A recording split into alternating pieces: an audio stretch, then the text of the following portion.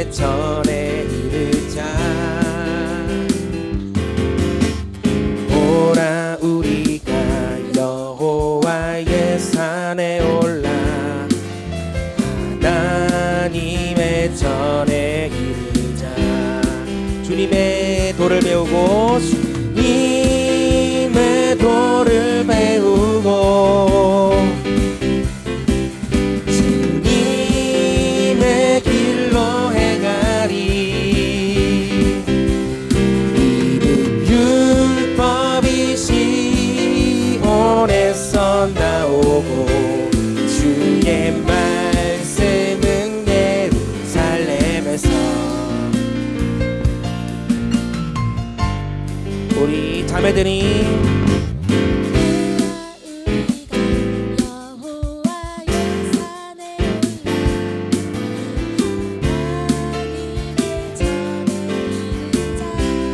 우리 형제들이 오라 우리가 여호와의 산에 올라 하나님의 전에. 우리 다같이 오라 우리가 여호와의 산에 올라 하나님의 전에 이르자. 오라 우리가 여호와의 산에 올라 하나님의 전에 이르자. 주님의 도를 배우고 주님의 길로 행하리. 율법이 시온에서 나오고 주의 말씀은 예루살렘. 주님의 도를 배우고 원, 투, 셋. 주님의 도를 배우고 주님의 길로 행하리.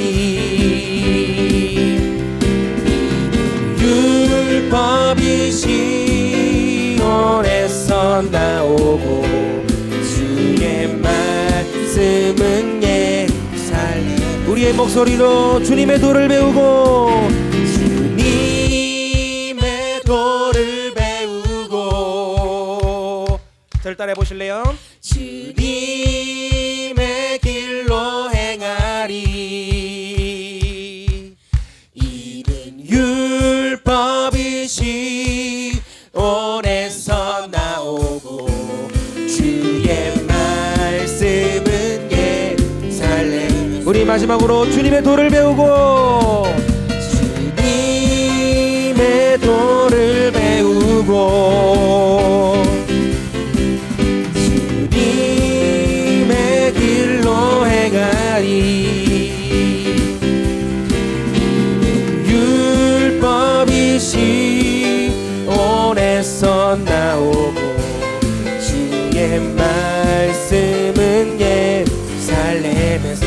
이는 율법이 시온에서 율법이 시온에서 나오고 주의 말씀은 예루살렘에서. 복음 들고 산을 넘는 자들의 발길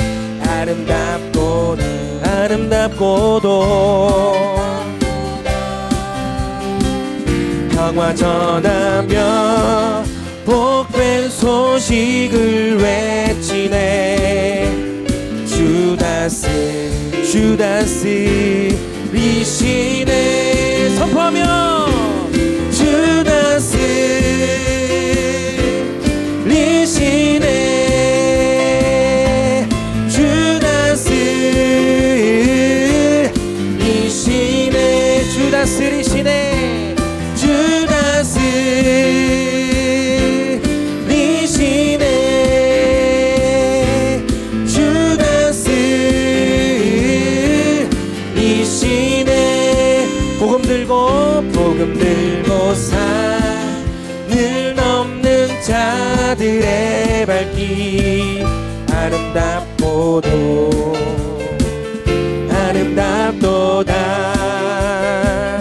평화 전하며 복된 소식을 외치네 주다스 리시네 선포하며 주다스 리시네 할렐루야 주다스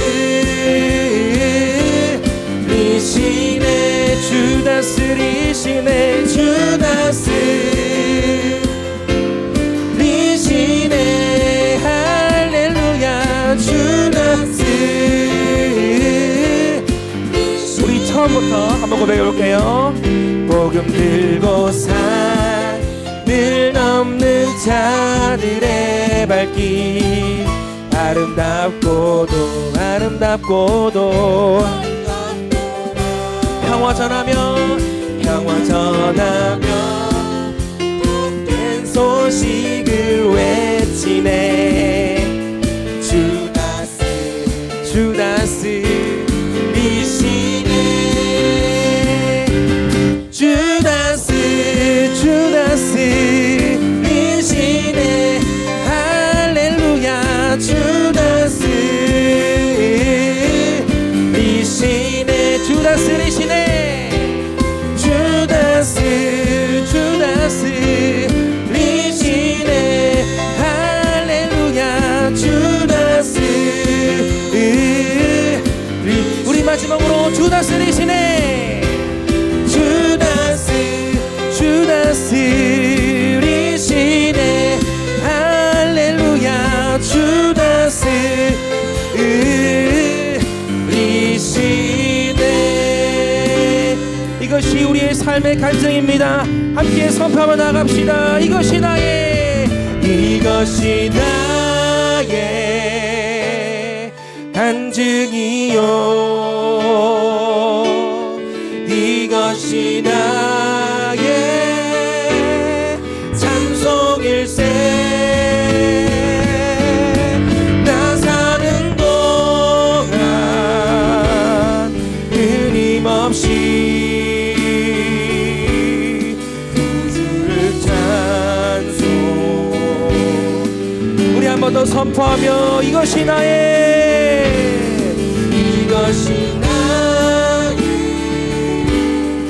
간증이요 이것이 나의 찬송일세 나 사는 동안 끊임없이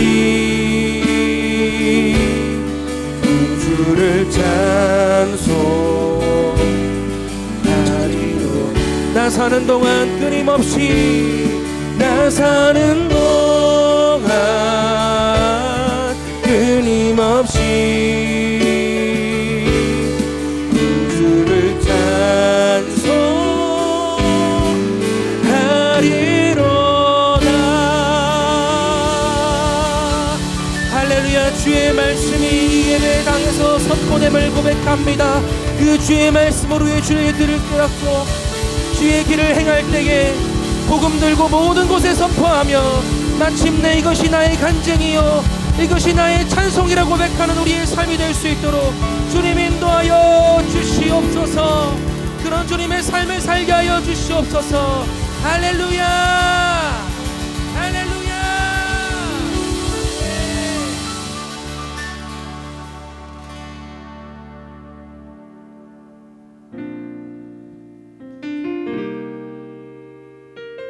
주님 이를 위하여서 하나님 우리에게 성령을 내려주시옵소서.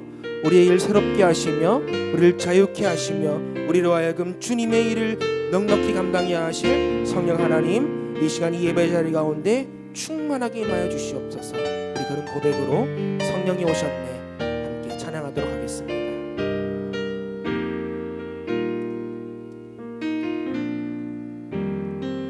허무한 시절 지날 때 기쁜 한숨 내쉴 때 그런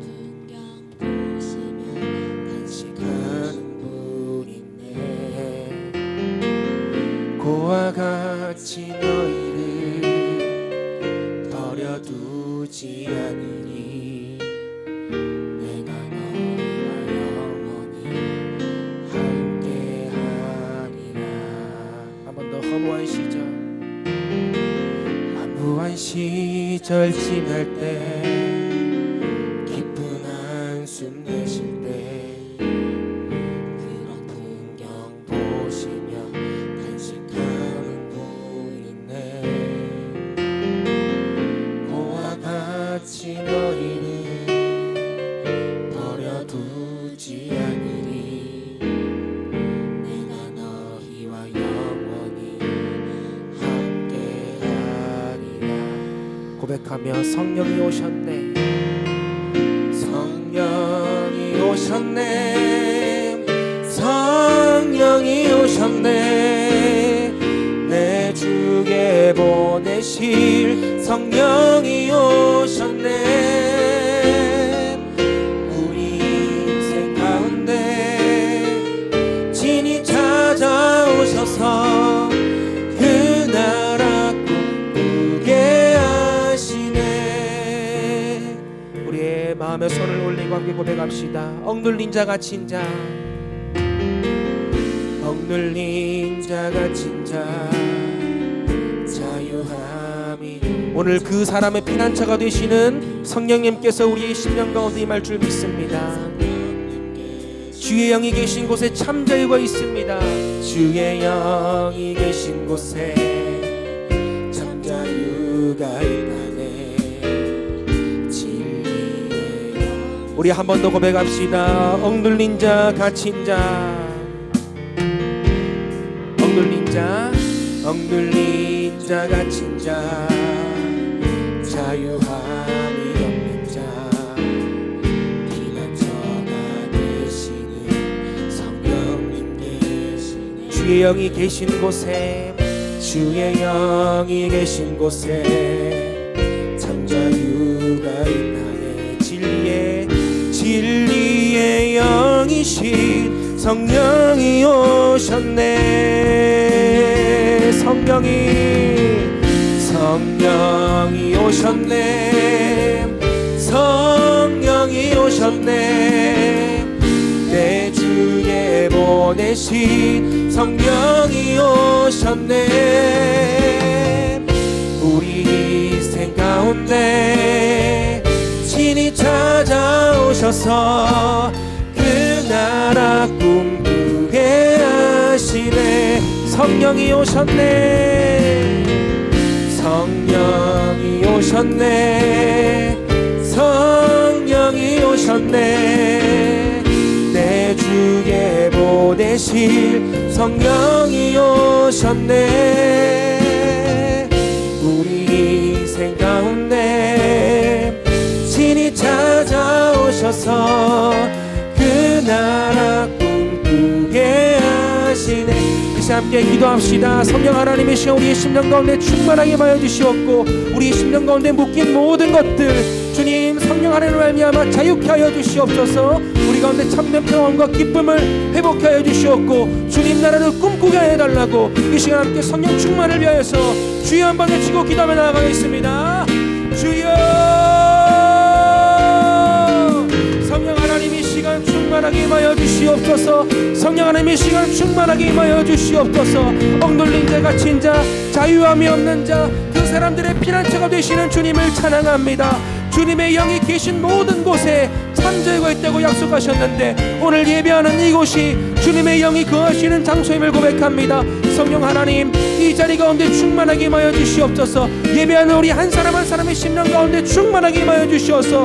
놀라우신 성령 하나님께서 우리를 하여금 참된 자유로 이끌어 주시옵소서. 아버지 과거에 매이지 않게 하여 주시옵고, 우리의 약점에 매이지 않게 하여 주시옵고, 우리의 연약함에 매이지 않게 하여 주시옵고, 우리의 죄악에 매이지 않게 하여 주시옵고, 참되어 주시는 주님과 함께 동행하며 승리하며 나아갈 수 있도록 인도하여 주시옵소서. 이 시간 엘리야의 제단에 부어했던 그 성령의 불이 우리의 심령 가운데 임하여 주시옵소서. 마가의 다락방에 임하였던 불같은 성령 하나님께서 이 시간 임하여 주시옵고, 강한 바람과 같은 성령 하나님 임하여 주시옵소서. 하나님 에스겔이 마른 돌짜기 가운데 하나님 그 주님 환상을 보았을 때에 하나님 생기로 말미암아 그 뼈가 군대가 되었던 것처럼 우리의 심령 가운데 메마른 심령 가운데도 생기의 바람이 부어서 그 성령의 바람이 부어서 하나님의 군대로 쓰임받을 수 있도록 주여 인도하여 주시고 함께하여 주시옵소서. 이 시간 충만하게 임하여 주시옵소서.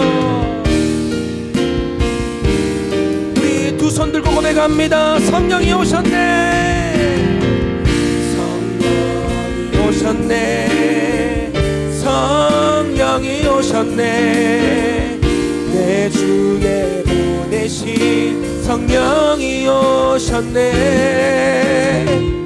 우리 인생 가운데 친히 찾아오셔서 그 나라 꿈꾸게 우리 인생 가운데, 우리 인생 가운데 친히 찾아오셔서 그 나라 꿈꾸게 하시네. 그 나라 꿈꾸게 하시네. 그 나라 꿈꾸게 하시네. 이 시간 다 함께 자리에서 일어나 나갑시다. 오늘도 마르지 않는 샘물로 우리를 채우시는 주님, 그 주님을 사모하며 이 예배를 주님께 드리길 원합니다. 함께 선포합시다. 우리 모두 예배하는 자 되어, 우리 모두 예배하는 자 되어 온전히 영과 진리로 주를 예배하자. 주가 우리와 함께 영원히 함께 하시고 마르지 않는 샘물로. 우리 한 번 더 선포합니다. 우리 모두 예배하는 자 되어 온전히 영과 진리로 주를 예배하자.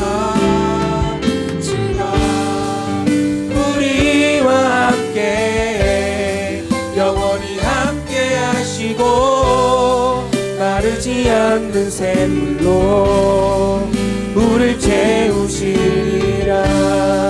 마르지 않는 샘물로 우리를 채우시리라. 마르지 않는 샘물로 우리를 채우시리라. 할렐루야. 우리 박수 하나님께 영광 돌립니다. 할렐루야.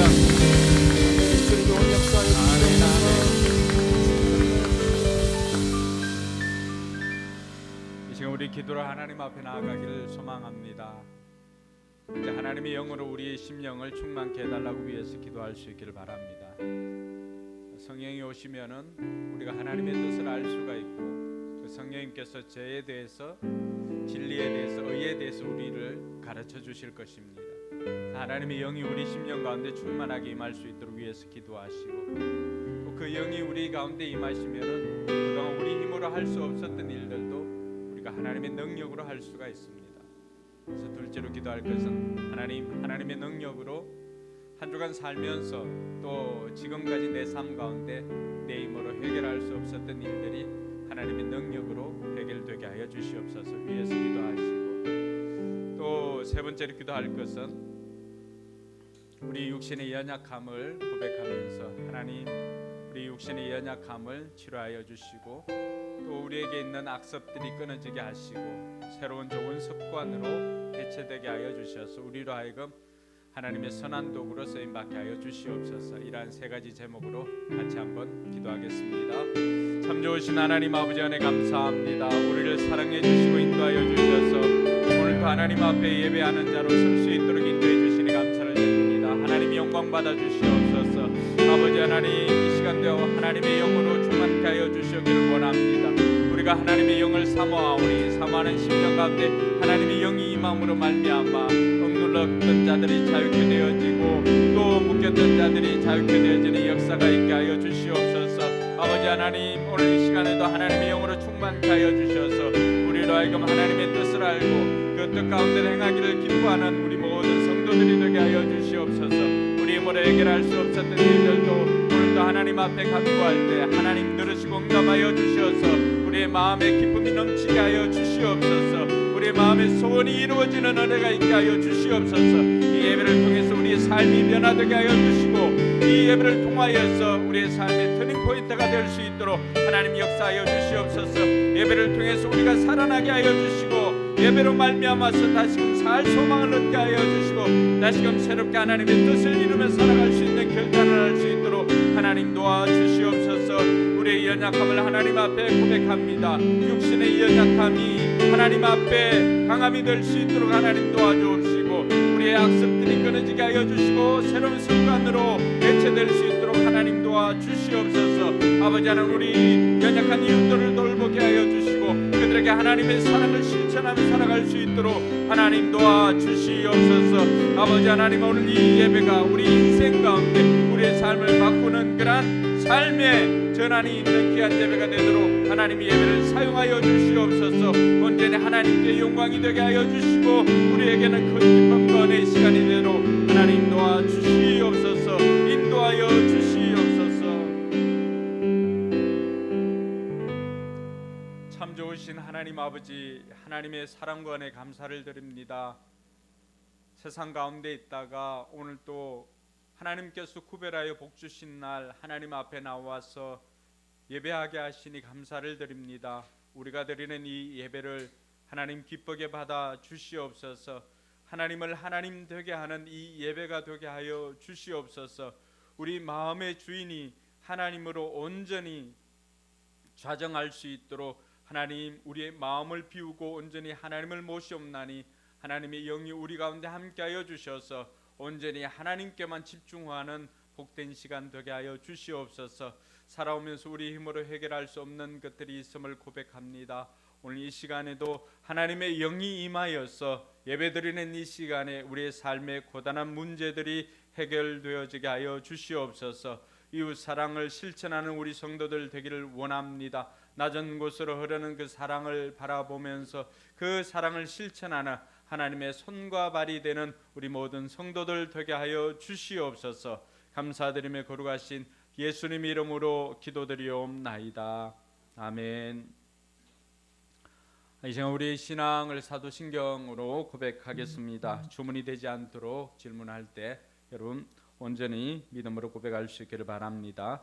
여러분들은 누구를 믿습니까? 나는 전능하신 아버지 하나님 천지의 창조주를 믿습니다.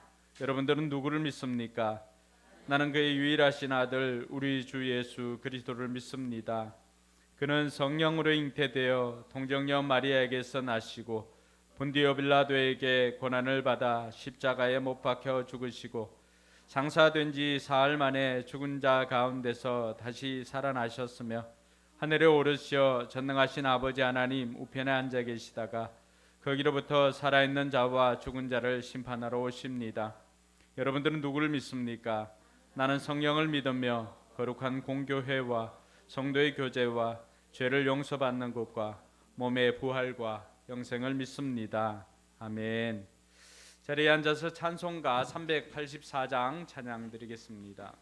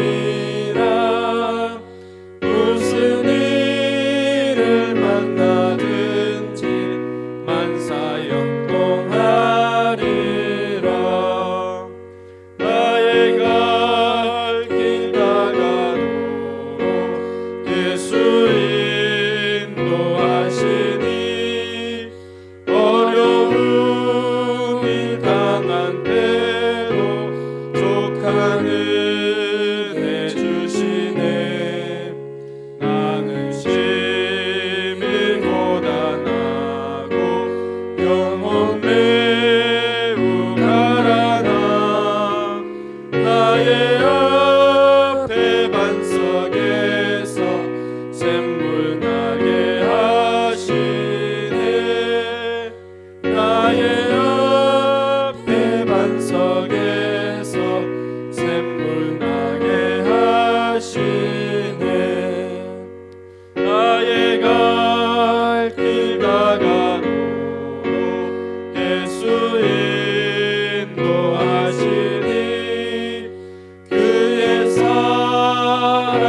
어찌 큰지 말로 할 수 없도다.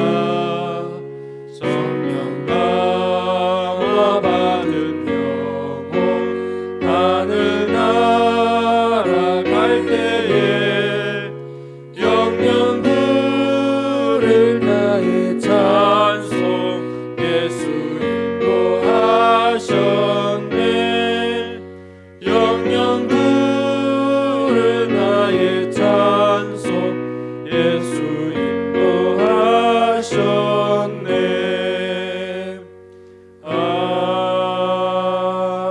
아멘.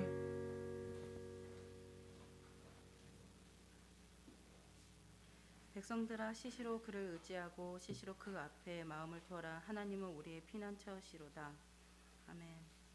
우리의 마음을 아시고 우리의 피난처 되시는 하나님 아버지 감사합니다. 거룩한 주일 주의 자녀들이 주님 앞에 나와 예배드리게 하심을 감사드립니다. 예배를 드리기 전에 우리의 몸과 마음을 주님 앞에 내어놓습니다. 진리의 말씀 안에 살지 않고 세상의 지혜와 내 뜻대로 살았던 것들을 회개합니다. 우리를 긍휼히 여겨주시어 이 시간 우리의 어리석은 죄악을 모두 용서하여 주시옵소서. 정결한 마음으로 예배 드릴 때에 하나님 우리의 예배를 기쁘게 받아 주시옵소서. 우리의 마음의 소원을 주님 앞에 고백합니다. 상한 마음과 지친 마음으로 주님 앞에 예배하는 자녀가 있다면 이 시간 말씀을 통해서 회복시켜 주시고, 경제적 어려움이 있다면 있는 자녀에게는 삶을 살아갈 지혜와 물질의 축복도 내려 주시옵소서. 건강이 좋지 않은 자녀에겐 건강한 신체를 주시고, 관계의 문제인 자녀에게는 관계 회복과 사업을 하는 자녀들에게는 업체를 잘 이끌어 나갈 수 있는 경영의 지혜도 주시옵소서. 교회를 위해 기도합니다. 우리 교회가 예수님의 사랑을 본받아 하나 되게 하시고, 이번 주와 다음 주에 있는 어린이 교회 행사가 있습니다. 어린이 교회 캠프에 많은 VIP들이 참여하게 하셔서 교회의 머리 되시는 예수님을 알게 하시고 하나님의 사랑을 경험할 수 있게 하여 주시옵소서. 찬양 율동 대회에도 우리 아이들이 잘 준비하여서 기쁨으로 찬양과 율동을 통해 하나님을 높이고 좋은 성과도 얻게 하여 주시옵소서. 그리고 청소년부 VIP 초청 행사도 있는데 많은 청소년들이 오게 하시고 우리 아이들이 세상의 가치관이 아닌 성경적인 가치관을 갖게 하시고 어디에서나 선한 영향력을 행사할 수 있게 하여 주시옵소서. 그리고 이 행사를 이끌어 가시는 강도사님에게도 지치지 않는 체력을 주시고 지혜도 주시옵고 가정의 평안과 하나님의 눈동자가 그 가정에 머물러 주시옵소서. 생명의 말씀을 들고 단위에 세우시는 목사님을 위해 기도합니다. 포커스 교회를 이끌어 가시는 우리 목사님에게 하나님 늘 동행하여 주시고 건강한 체력과 말씀을 볼 때 학자의 지혜와 말씀을 선포하실 때 하나님의 마음을 품게 하여 주시옵소서. 여러 가지 감당하시는 사역들마다 좋은 열매를 맺게 하여 주시옵소서. 함께 동역하시는 사모님에게도 건강 주시고 강의하는 아이들 학원에도 하나님 축복하셔서 많은 아이들이 올 수 있게 하시고 학원 경영의 지혜도 주시옵소서. 이곳을 통해 믿는 자의 수가 더해질 수 있도록 하여 주시옵소서. 하나님의 말씀을 들으려 합니다. 말씀을 들을 때 우리들의 마음과 시선을 집중시켜 주시고 조름하게 쫓아 주시옵소서. 모든 예배 가운데 하나님이 주관하여 주시옵고 말씀을 듣고 한 주간 살아갈 때 우리의 삶에 동행해 주시옵소서. 감사드리며 우리 주 예수 그리스도 이름으로 기도드립니다. 아멘.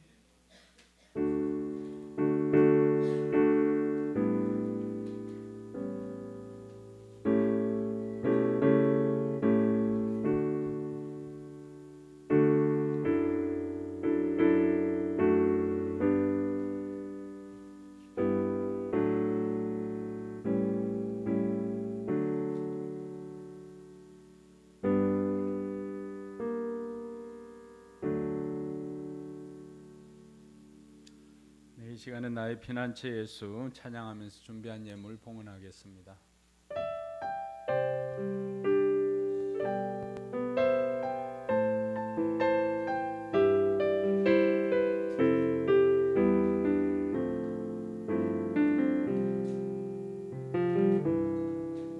나의 피난처 예수 의지해요. 나의 피난처 예수 의지해요. 나의 가는 길에 거센 바람 몰아쳐와도 나의 피난처 예수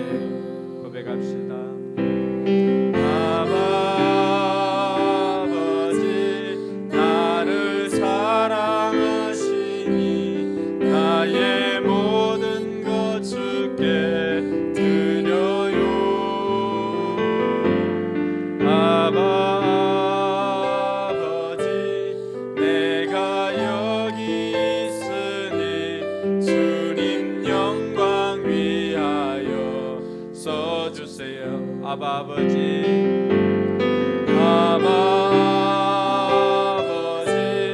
나를 사랑하시니 나의 모든 것 주께 드려요.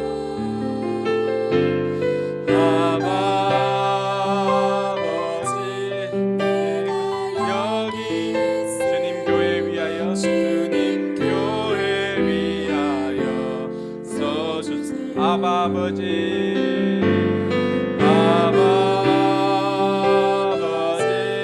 나를 사랑하시니 나의 모든 것 주께 드려요. 아버지 내가 여기 있으니 주님 영광 위하여 써주세요.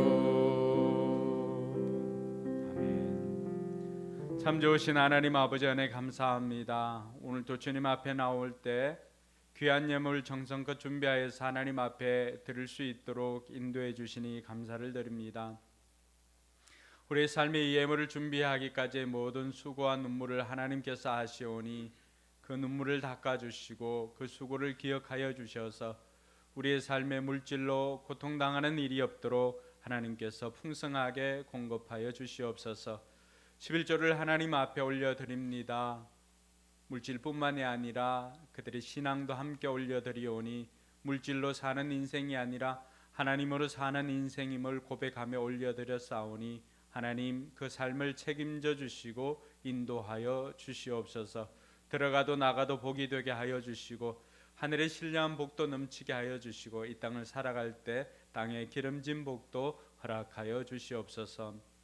여러 가지 감사 제목으로 또 감사 예물 드리는 손길이 있사오니 하나님께서 기억하여 주시고 삶 가운데 감사가 더욱더 넘쳐나게 하여 주시옵소서. 아버지 하나님, 원하는 삶이 아니라서 때로는 실망할 때도 있지만 그럼에도 불구하고 하나님께서 합력하여 선을 이루시는 하나님이시기에 그 하나님을 기대하며 감사 예물 드리는 손길도 있사오니 하나님께서 그 마음을 아시고 하나님 그 삶 가운데 하나님의 뜻대로 이루어지게 하여 주시옵소서. 주일 예물과 선교 예물도 하나님 앞에 올려드리오니 하나님께서 기쁘게 받아 주옵시고 예물이 쓰이는 곳곳마다 영혼 구원하여 제자가 만들어지는 역사가 있게 하여 주시옵소서. 아버지 하나님, 우리 교회도 하나님께서 함께하여 주셔서 이 예물을 통하여서 우리 교회가 하나님 나라의 일들을 감당하고자 할 때 부족하지 않도록 하나님께서 풍성하게 공급하여 주시옵소서. 감사드리며 거룩하신 예수님의 이름으로 축복하며 기도드리옵나이다. 아멘.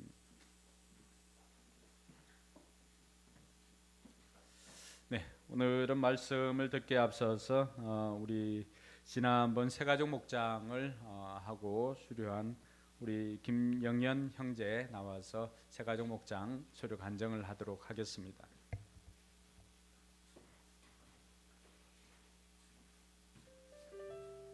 안녕하세요. 이번에 새가족 목장을 수료하게 된 김영현입니다. 저는 고등학생 때 처음 친구를 따라서 처음 교회에 가게 되었습니다.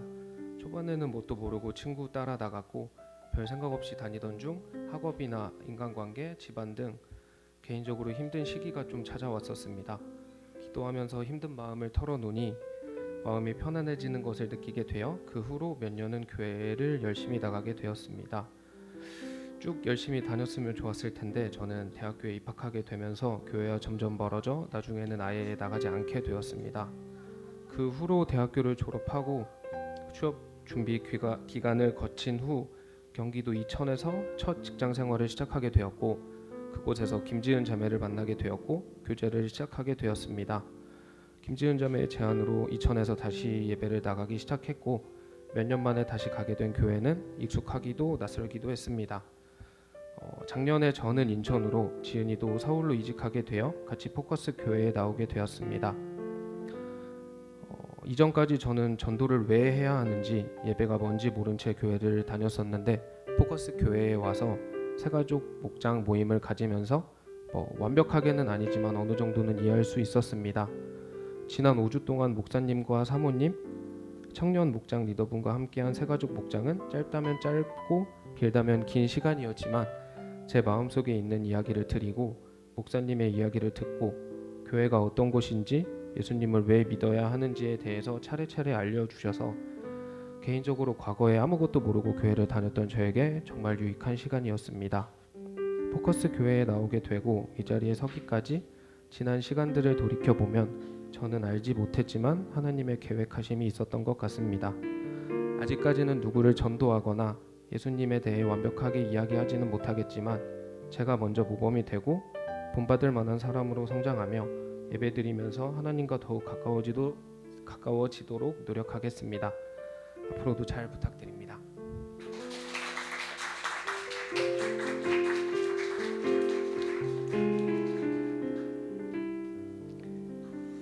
네, 진솔한 간증 감사합니다.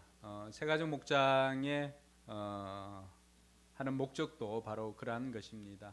교회에 잘 적응하기 위해서 우리가 총 4주를 진행을 하고 또 때로는 필요할 때는 오리엔테이션 통해서 5주를 이렇게 하기도 합니다. 그래서 처음에는 먼저 VIP들을 이야기를 듣습니다. 본인 이야기를 할 기회가 많지는 않거든요. 그래서 첫 주에는 본인 이야기를 들으면 그 사람의 삶의 그러한 여정들을 이해할 수가 있게 되고 좀 더 그 사람과 친숙해질 수가 있습니다. 둘째 주에는 저의 이야기를 합니다. 제 이야기를 통하여서 또 제가 어떤 사람인지를 가르쳐 주면은 좀 더 이해를 하거나 이렇게 관계하는데 도움이 됩니다. 그리고는 셋째 주에는 교회에 대해서 소개를 합니다. 우리 포커스 교회는 어떤 교회인지 또 뭘 추구하고 있는지를 소개하고 또 넷째 주에는 예수님을 소개합니다. 그리고 예수님에 대해서 소개를 할 뿐만이 아니라 또 복음을 제시하고 또 그 복음을 받아들이고는 예수 영접 모임까지 이어지게 되어 있습니다. 그러니까 이러한 것들을 통하여서 우리가 새가족 목장을 하게 되는데 여러분들이 전도에 대한 것들도 부담을 가지면은 할 수가 없습니다. 여러분들이 할 수 있는 것은 어쨌든 목장이나 교회로 초청하는 것은 여러분들이 하시고 그 다음에 복음을 제시하거나 이런 것은 제가 할 수가 있습니다. 그러니까 이런 것들을 전도의 분업화라고 하는데 같이 협력해서 우리가 할 수 있기를 바랍니다. 네, 오늘은 하나님 말씀 사도행전 18장 24절로 28절까지의 말씀입니다. 불편하지 않은 분들은 자리에 일어나서 함께 읽도록 하겠습니다. 사도행전 18장 24절로 28절까지의 말씀 같이 읽겠습니다. 그런데 알렉산드리아 태생으로 아볼로라는 유대 사람이 에베소에 왔다. 그는 말을 잘하고 성경에 능통한 사람이었다. 그는 이미 주님의 도를 배워서 알고 있었고 예수에 관한 일을 열심히 말하고 정확하게 가르쳤다. 그렇지만 그는 요한의 세례밖에 알지 못하였다. 그가 회당에서 담대하게 말하기 시작하니 브리스길라와 아굴라가 그의 말을 듣고서 따로 그를 데려다가 하나님의 도를 더 자세하게 설명하여 주었다. 아볼로는 아가야로 건너가고 싶어 하였다. 그래서 신도들이 그를 격려하고 그쪽 제자들에게 아볼로를 영접하라고 편지를 보냈다. 그는 거기에 이르러서 이미 하나님의 은혜로 신도가 된 사람들에게 큰 도움을 주었다. 그가 성경을 가지고 예수가 그리스도이심을 증명하면서 공중 앞에서 유대 사람들을 힘있게 논박했기 때문이다. 아멘. 네, 서로 앞뒤 좌우로 축복을 하도록 하겠습니다. 하늘 복 많이 받으세요. 하늘 복 많이 받으세요. 네, 여러분들이 복을 빌어주면 그대로 될 줄로 믿습니다. 네, 하늘 복 많이 받으세요. 네, 이 세상을 살면서 제일 좋은 복이 하늘 복이 아닌가 생각되어집니다. 여러분 하늘 복 많이 받으시기 바랍니다. 네, 어제 찬양 율동 연습을 마치고 아이들과 함께 짜장면을 먹으러 갔습니다. 그래서 한 아이가 그런 이야기를 했습니다. 우리가 짜장면 이제 먹으려고 바깥에 대기하고 이렇게 기다리고 있는데 그 아이가 무서운 이야기를 해주려고 하니까 뭐 어떤 사람은 해달라, 어떤 사람은 뭐 안 해도 된다 이렇게 하다가 우리 이호전 집사님이 그 무서운 얘기 말고 배추선 이야기 해달라고 이렇게 했을 때 순식간에 싸늘해지는 느낌을 받았습니다. 아직도 이해를 못하는 분들이 몇 명 있는 것 같은데 개그는 해석하지 않습니다. 이따 추후에 들어보시기 바랍니다. 우리가 웃으면 우리 마음에 공간이 생깁니다. 마치 팽팽하던 풍선이 바람이 조금 빠지는 것처럼 여유가 생깁니다. 그러면은 다른 것들을 받아들일 수 있는 마음도 생기고 또 다른 사람들을 이해할 수 있는 마음도 생깁니다. 제가 몇 해 전에 그 미국 연수 갔을 때 갔다 오면서 제가 다짐했던 게 있습니다. 그래서 웃기는 사람이 되어야 되겠다. 예전에는 꽤 웃겼던 사람 같았는데 어느 순간인가 제 머릿속에 목회자는 이래야 돼라고 생각을 하니까 웃기는 것이 예전처럼 그렇게 쉽지는 않았습니다. 그런데 제가 웃지를 않고 또 여러분들은 웃지를 안 하니까 우리가 이 귀한 말씀을 들어도 때로는 마음에 담기기가 어려울 때가 있더라고 하는 거죠. 왜냐하니까 다 전하는 사람도 긴장하고 듣는 사람도 긴장해서 이렇게 들으면은 이 마음에 그 말씀의 씨앗이 이렇게 뿌려질 여유나 공간이 잘 생기지 않습니다. 그런데 오늘 잠깐이지만은 뭐 썰렁한 아재 개그라고 해도 그 아재 개그를 하는 순간에 이미 우리 마음 속에는 작은 공간이 생겼습니다. 그 공간 속으로 또 하나님의 말씀이 잘 심겨지기를 주님의 이름으로 축원합니다. 우리가 계속해서 이 사도행전을 살피면서 바울의 그 선교 여행을 이렇게 살펴보았는데 지난 23절부터 시작하면 이제 바울은 3차 선교 여행을 이제 시작하게 되었습니다. 1차 선교 여행은 한 2년 정도 걸렸고요. 2차 선교 여행은 6년이나 걸렸습니다.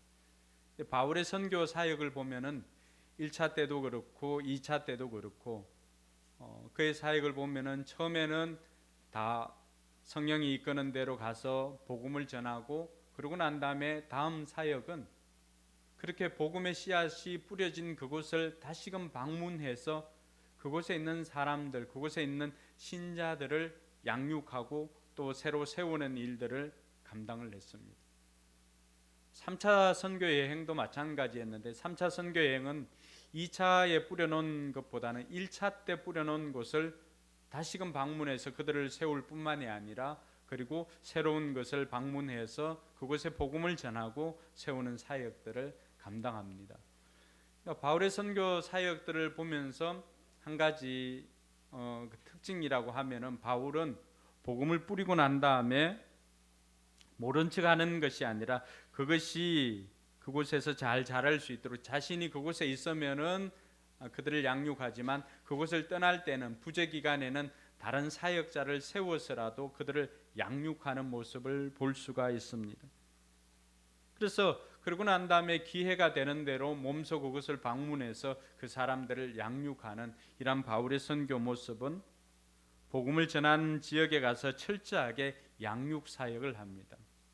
우리가 자주 사용하던 그 말을 이용해서 한다면은 바로 바울의 사역은 영혼 구원에서 제자를 만드는 그런 사역들을 했던 것을 볼 수가 있습니다.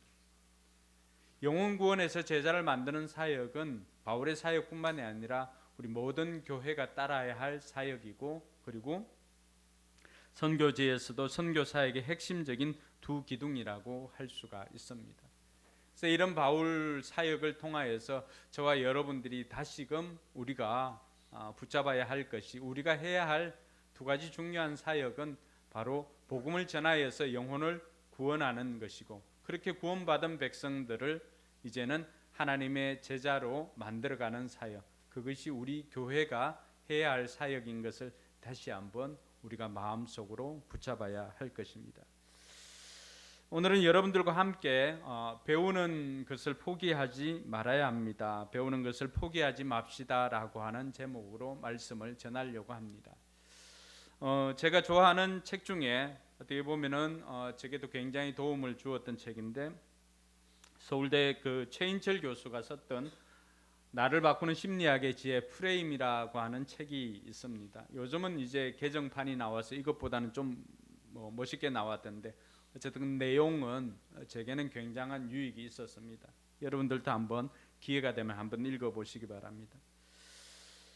프레임은 세상을 바라보는 마음의 창을 프레임이라고 말합니다.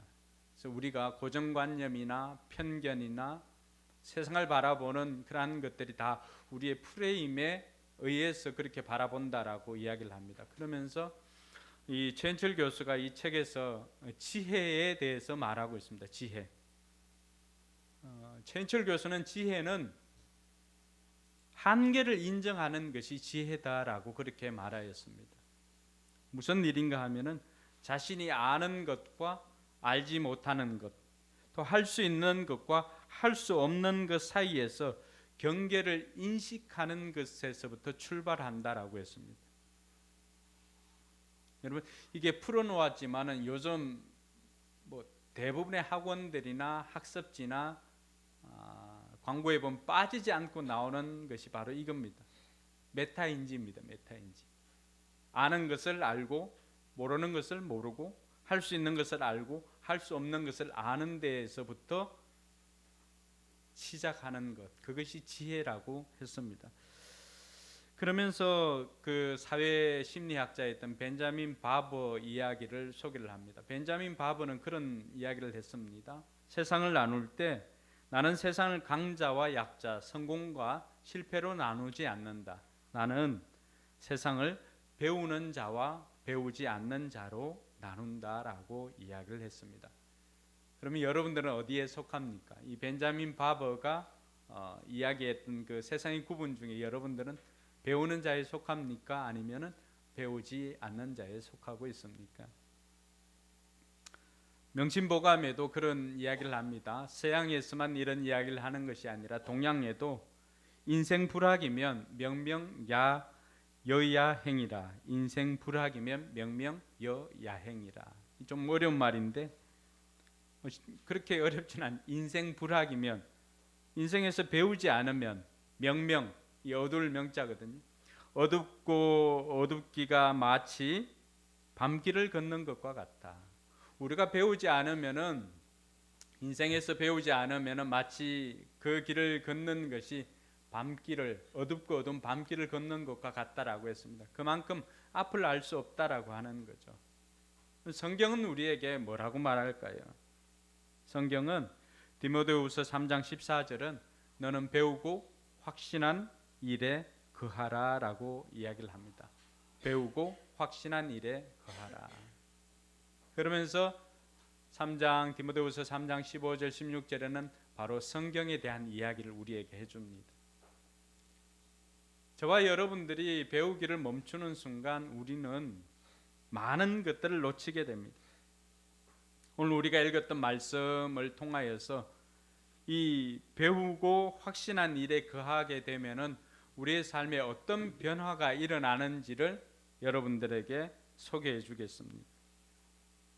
오늘 한 사람을 성경은 우리에게 소개하고 있는데 그 사람은 바로 아볼로입니다. 아볼로. 여러분 24절 25절에 보면 아볼로를 어떻게 소개하고 있습니까? 알렉산드리아 태생으로 아볼로라는 유대 사람이 에베소에 왔다. 그는 말을 잘하고 성경에 능통한 사람이었다. 알렉산드리아 태생 유대인 같으면 이 알렉산드리아를 좀 이해를 하면 이 사람이 왜 이렇게 말을 잘하고 왜 이렇게 박식한지를 좀 이해를 할 수가 있습니다. 알렉산드리아는 주전 332년에 알렉산드리아 대왕이 헬라 제국의 알렉산드리아 대왕이 건설한 도시입니다. 바로 이집트의 알렉산드리아입니다. 이 알렉산드리아는 당시 로마와 그리고 오늘 나오고 있는 에베소 그리고 바울이 선교를 시작했던 수리와 안디옥 그리고 이 알렉산드리아는 로마가 통치하고 있는 그 많은 나라와 도시 가운데 큰 4대 도시 가운데 하나입니다. 그것은 파피루스, 그러니까 예전에 책이 없잖아요. 그러니까 이 갈대와 같은 것을 이렇게 해가지고 그 글을 쓸 수 있도록 만드는데 파피루스 생산지가 바로 이 알렉산드리아입니다. 그러니까 우리는 이미 그 이집트에 무슨 강이 있습니까? 나일강이 있잖아요. 나일강에 그 갈대가 이렇게 나와 있는, 갈대처럼 자라고 있는 그러한 것들이 다 이 파피루스의 재료가 되는 것임을 다 알고 있습니다. 그러니까 그 파피루스가 생산되는 곳이니까, 여러분 그때 당시 주전 332년에 세워지고, 그러니까 기원전이에요. 기원전 300여 년 전에 이미 파피루스로 만든 책 장석 50만 권을 소유한 알렉산드리아 도서관이 그곳에 존재했습니다. 당시 세계 최초의 최대의 도서관이었던 그곳입니다. 요즘도 인근 도서관이나 이런 데 50만 권을 보관하는 도서관이 과연 몇 개나 있을까요? 그러니까 2000년이 훌쩍 지나고 그리고 300여 년이 더 지난 그 시기에 이미 그거는 50만 권이나 되는, 여러분 서지를 구하기도 어려운데도 그 파피루스에 글을 기록해가지고 책을 만들었던 그 책들을 50만 권 이상의 장서를 보유한 도서관이 그 당시에 있었다고 한다면은 그 도시가 어떤 도시인지 우리가 가히 상상할 수가 있겠죠. 상업이나 금융이나 학문적으로도 세계 중심지가 바로 이집트의 알렉산드리아였습니다. 그리고 이 알렉산드리아는 디아스포라 유대인들에게도 굉장히 중요한 학문적인 도시였습니다. 왜냐하면은 주전 3세기 중엽부터 시작해가지고 2세기에 이르도록 어떤 작업을 했냐 그러면은 이 알렉산드리아 대왕이 했던 것 중에 디아스포라 유대인들을 위해서 최초로 헬라어로 번역된 70인 성경을 만듭니다. 그것이 바로 이 알렉산드리아에서 만들었습니다. 그래서 우리는 뭐 셉투아진트라고 이렇게 이름을 하는데 70인 성경, 70인역 이렇게 합니다. 당대 최고의 학자라고 할 수 있는 그 학자들 70명을 여러분 데리고 와가지고 이 알렉산드리아에 데리고 와가지고 그곳에서 이 성경 번역을 한 겁니다. 히브리어로 기록된 것을 헬라어로 다 그 번역을 해가지고 헬라어 작업을 해서 70인역을 만든 것이 바로 이곳입니다. 그러니까 디아스포라 유대인들도 이미 그곳에서 이 70인역 성경을 통하여서 그들은 구약에 대해서 이미 배워왔다라고 하는 것을 알 수가 있습니다. 그래서 오늘 아볼로를 소개할 때 뭐라고 말합니까? 이 알렉산드리아 태생으로 했을 때 그가 이미 수사하기는 굉장히 뛰어난 사람이고 학문에 박식한 사람이다라고 하는 것을 이미 이 알렉산드리아 태생, 굳이 이걸 안 적어도 되잖아요. 근데 알렉산드리아 태생이라고 하는 거기에는 이런 배경을 설명해 주고 있습니다. 그리고 그가 말을 잘했고 성경에 능통했다라고 하는 것. 그 성경이 능통할 수밖에 없었던 것이 그곳에 이렇게 성경이 있었기 때문입니다. 뿐만 아니라 여러분 그 당시 성경은 이 두루마리로 되어 있습니다. 그 구약이 오늘 우리처럼 이렇게 한 권으로 되어 있는 게 아니라 이스라엘 성지 순례를 가 보면은 통곡의 배역 거기 옆에 보면은 그 히브리인들이 아직도 유대인들이 그곳에서 두루마리 성경을 끄집어내 가지고 그 펼쳐놓고 읽고 있는 사람도 있습니다. 그러면은 한 장을 기록한다면은 예를 들어서 구약 창세기 1장이든지 뭐 이사야 43장이든지 그러한 것이 그냥 두루마리로 하면은 이렇게 한 이 정도 길이가 높이가 되나요? 그러한 것들이 한 막기로 이렇게 되어 있습니다. 그러니까 구약 전체를 성경에 능통했다라고 하는 것은 그러한 것이 얼마나 많겠습니까? 수없이 많은 이 분량만 해도 엄청나겠죠. 성경을 다 채운다고 하면 여기로도 다 못 채울 것 같아요. 그만한 많은 분량들을 이 아볼로는 다 읽고 그곳의 구약에 능통했다라고 알 수가 있습니다. 그러니까 이런 사람이 이제 아볼로가 에베소로 오게 되었습니다. 말을 잘하고 하는 것은 여러분 바울조차도 이 고린도 교회 성도들이 어떻게 평가합니까? 바울은 글에는 뛰어나지만 말은 어눌하다라고 평가를 했지만 아볼로에 대해서는 그런 평가를 하지 않습니다.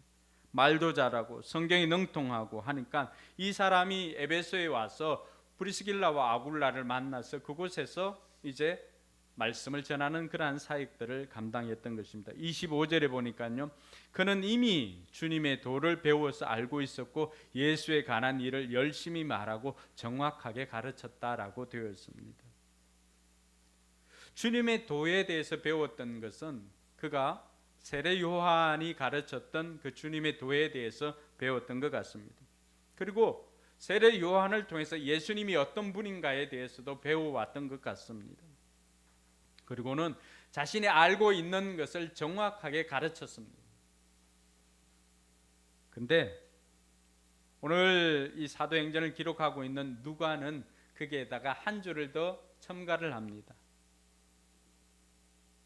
예수에 관한 일을 열심히 말하고 정확하게 가르쳤다라고 끝내는 것이 아니라 그렇지만 그는 요한의 세례밖에 알지 못하였다라고 이야기를 합니다. 그것을 통해서 배움에 그에게는 많은 것을 알고 있었지만 모든 것을 알지 못하는 그런 한계가 있었음을 말하고 있습니다. 우리가 알고 있는 지식들도 우리가 계속해서 업데이트를 하지 않으면 우리 역시도 이런 한계에 부딪힐 수가 있다라고 하는 것입니다. 그가 회당에서 열심히 말하기 시작을 했을 때 브리스길라와 아굴라가 그의 말을 듣고서는 따로 그를 데려다가 하나님의 도를 자세하게 설명하여 주었다 말하고 있습니다. 아굴라가 이 에베소에 와서 열심히 사역은 했지만은 그리고 정확하게 예수에 관해서 전하기는 했지만 그러나 뭔가 2% 부족한 것이 있는 부족함이 있는 사역자였다라고 하는 것을 말하고 있습니다. 그것은 바로 이 아굴라가 시대적으로 배움의 한계가 있었음을 고백을 하는 것이죠. 왜냐하면은 자신이 그것을 배울 때는 세례 요한이 가르쳐 준 것까지밖에 경험을 하지 못한 거예요. 그것까지 배웠던 것이죠. 그 이후에 세례 요한이 정말로 증거하고 싶었던 예수에 관해서는 예수에 대해서 알고는 있었지만 예수님의 만나지를 못하고 부활에 대한 이런 소식이나 이런 것들에 대해서는 정확하게 알 수가 없었던 것이죠. 근데 이 부족함이 있는 사역자의 위대함이 무엇인가 하면은 그는 그렇게 탁월한 성경에 능통하였던 사람이었는데도 불구하고 그는 배우려고 하는 자세를 가졌다라고 하는 것입니다. 그것도 평신도 부부를 통하여서 배우고자 하였다는 것입니다. 이런 것입니다. 제가 이렇게 성경을 가르치지만 한계가 있다라고 하는 것을 느낀 사람이 어느 날 저를 조용하게 자기 집으로 불러가지고 이거는 이렇고 이거는 이렇습니다라고 이야기해 주는 것과 똑같습니다. 여러분이 만약에 여러분 목회자라고 한다면은 여러분에게 그래주는 평신도 있다면 어떻게 생각할까요? 야, 우리 교회는 이렇게 뛰어난 사람이 있네라고 할까요? 아니면 어떻게 할까요? 저도 처음에는 그런 사람이 있으면은 아, 고맙습니다 이렇게 하기보다는 뭐지 이런 생각이 들 때도 있을 것 같습니다. 근데 아볼로는 그렇게 하지 않았습니다. 아볼로는 자신의 부족함을 인정하는 사역자였고, 여러분 자기의 부족함을 인정하는 사람이 실제로 큰 사람이다라고 하는 것을 이 아볼로가 우리에게 가르쳐주고 있습니다. 그는 세례 요한 이후에 일어난 일들에 대해서는 그가 알지를 못했기 때문에 그 부분에 시대적인 배움의 한계가 있다는 것을 인정을 한 것입니다. 오늘날 많은 그 식당이든지 또 패스트푸드점에 가면은 키오스크로 이렇게 많이 하지 않습니까? 저희 역시도 처음에 그 윤아 윤서 윤우 햄버거 사주로 처음 갔을 때 키오스크를 경험을 했습니다. 어떻게 하는지는 모르겠더라고요. 이렇게 있다가 직원이 좀 이렇게 그냥 말하면 좀 받아주면 좋겠는데 여기 줄 서가지고 이렇게 하라고 하니까 뒤에 사람이 있으니까 이걸 또 어디를 눌려야 되지, 세트를 사줘야 되나, 단품인가, 또 뭐 사이드 메뉴는 뭔지, 이게 너무나 어려웠습니다. 전문 용어로 좀 쪽팔렸습니다. 뒤에 사람들이 있고 하니까.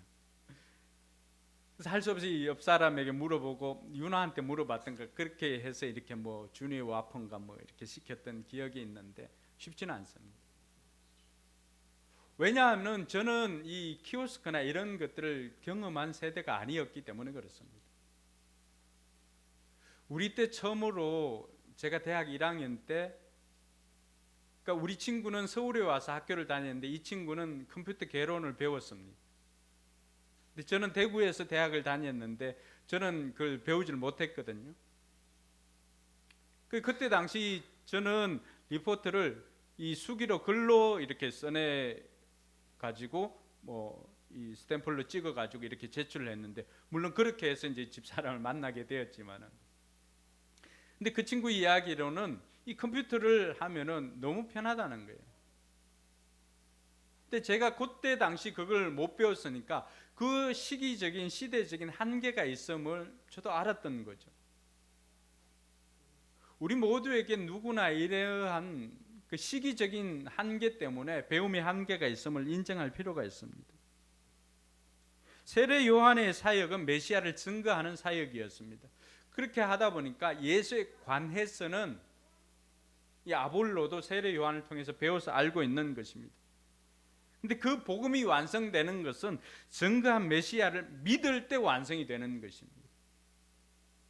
세례 요한이 어떻게 고백을 합니까? 나는 물세례를 주지만 나 뒤에 오는 분은 나보다 더 능력이 많은 분이 오실 텐데 나는 그분의 신발끈 묶기에도, 신발끈 풀기도 감당을 못할 것이다 라고 이야기를 합니다. 그러면서 그분은, 나는 물로 세례를 주었지만 그분은 성령과 불로 세례를 베풀어 주실 것이다 라고 이야기를 합니다. 그러니까 세례 요한의 물세례는 배워 알고 있지만은 불세례와 성령 세례에 대해서는 그가 배운 적이 없었기 때문에 알지를 못했던 것입니다. 여러분, 앞서 있는 사람이 자신의 무지를 인정한다는 것 쉽지 않습니다. 근데 이 아볼로는 굉장히 마음이 큰 사람이었던 것 같습니다. 그걸 인정을 하고는, 그리고는 이 브리스길라와 아굴라를 통해서 그 이야기를 배우게 되었습니다. 근데 그 이야기가 이루어진 것이 어디에서 이루어졌습니까? 말씀에 보면은 26절에 보면은 브리스길라와 아굴라가 그의 말을 듣고서 따로 그를 데려다가, 이 따로가 굉장히 중요합니다. 우리가 다른 사람들에게 어떤 뭐 충고를 하거나 아니면 권면을 하거나 이렇게 할 때 그 자리에서 하면은 그것이 아무리 옳은 내용이라도 굉장히 수치감을 느낄 수가 있습니다. 근데 브리스길라와 아굴라는 어떻게 했습니까? 그 자리에서 지적을 한 것이 아니라 따로 그를 집으로 초청해 가지고 맛있는 밥을 먹고 그곳에서 나눔을 했다라고 하는 것이죠. 그리고 집에서 더 자세하게 설명해 주었는데 이것이 목장의 모습입니다. 목장에는 보고 배우는 시스템이 목장에 있습니다. 그곳에서는 예수 그리스도에 관해서 배울 뿐만이 아니라 삶으로 증거한 것을 배우게 됩니다. 여러분, 브리스길라와 아굴라가 자신들의 삶을 통해서 자신들이 부활하신 예수 그리스도를 증거하는 삶을 삶으로 살아내지 못했다면 이 아굴라가 그들의 말을 신뢰할 수가 있었을까요? 이미 브리스길라와 아굴라는 우리가 지난 시간을 통해서 배웠던 것처럼 브리스길라와 아굴라의 교회가 무난한다라고 했지 않습니까? 이미 브리스길라와 아굴라는 그곳에서 목장을 하였고 교회의 역할을 감당하였던 것이죠. 그곳에 이 아굴라를 초청해 가지고 함께 이야기를 나누면서 자신들의 삶을 나누었던 것입니다. 부족함이 있었던 사역자는 그렇게 자신의 부족함을 메꾸어 갈 수가 있었던 것입니다. 사랑하는 성도 여러분, 저와 여러분들의 삶 가운데도 이러한 오늘 아굴라가 우리에게 보여주는 것처럼 배움을 멈추지 않는 저와 여러분들이 될 수 있기를 주님의 이름으로 축원합니다. 여러분, 아볼로가 아굴라라 그랬나요? 아볼로가 이렇게 배웠을 때 그의 삶이 어떻게 달라졌을까요? 27절에 보면은 아볼로는 아가야로 건너가고 싶어 하였다. 그래서 신도들이 그를 격려하고 그쪽 제자들에게 아볼로를 영접하라고 편지를 보냈다. 그가 거기에 이르러서 이미 하나님의 은혜로 신도가 된 사람들에게 큰 도움을 주었다라고 이야기를 합니다. 근데 아볼로가 아가야로 가고 싶은 이 아가야의 도시가 고린도거든요. 근데 이 아볼로가 아가야로 가고자 했을 때 추천서를 써준 사람들이 누굽니까? 신도들이 그를 격려하고 그쪽 제자들에게 이 아볼로를 영접하라고 편지를 보냈다라고 했는데, 그러면은 에베소에서 브리스길라와 아굴라 가정에도 이미 믿는 사람들이 있었다는 거죠. 집에서 시작한 가정교회들, 신약교회가 에베소 교회가 가정교회였다라고 하는 것을 여기에서 보여주고 있는 거죠. 브리스길라와 아굴라로부터 시작했던 그 목장이 가정교회가 거기에서 믿는 신자들이 추천서를 고린도에 있는 성도들에게 이 아볼로를 영접하라고 추천서를 써주었던 것입니다. 그리고 아볼로는 거기에 가서 그곳에 이르러서 이미 하나님의 은혜가 된 신도들에게 큰 도움을 주었다라고 이야기를 합니다.